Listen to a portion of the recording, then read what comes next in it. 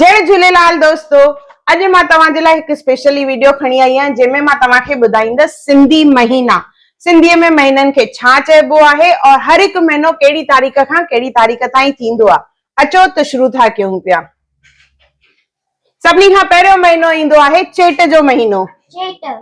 इहो थींदो आहे 14 मार्च खां 13 अप्रैल ताईं। ॿियो महीनो थींदो आहे वैसाख।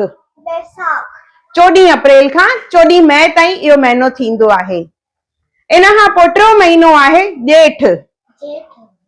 इहो थींदो आहे 15 मई खां 14 जून ताईं।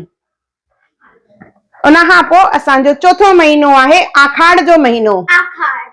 15 जून खां 15 जुलाई ताईं इहो महीनो थींदो आहे। इन खां पोइ असांजो आहे पंजो महीनो सावण जो। सावण इहो थींदो आहे 16 जुलाई खां 15 अगस्त ताईं। 6 महीनो आहे बड्डो। इहो थींदो आहे 16 अगस्त खां 14 सितंबर ताईं। 7 महीनो आहे असू।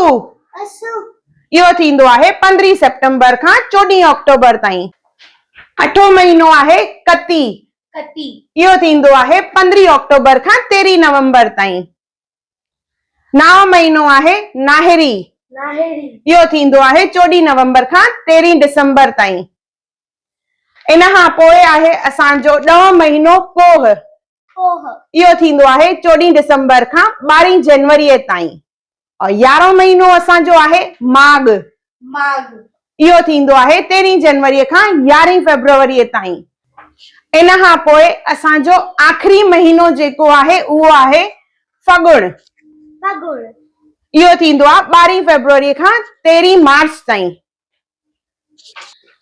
अचो त सभई महीना हाणे गॾे करे चवंदासीं हिकु हिकु करे। 12 सिंधी महीना: चेट, वैसाख, ॼेठ, आखाड़, सावण, बड्डो, असू, कती, नाहिरी, पोह, मांग, फगुण।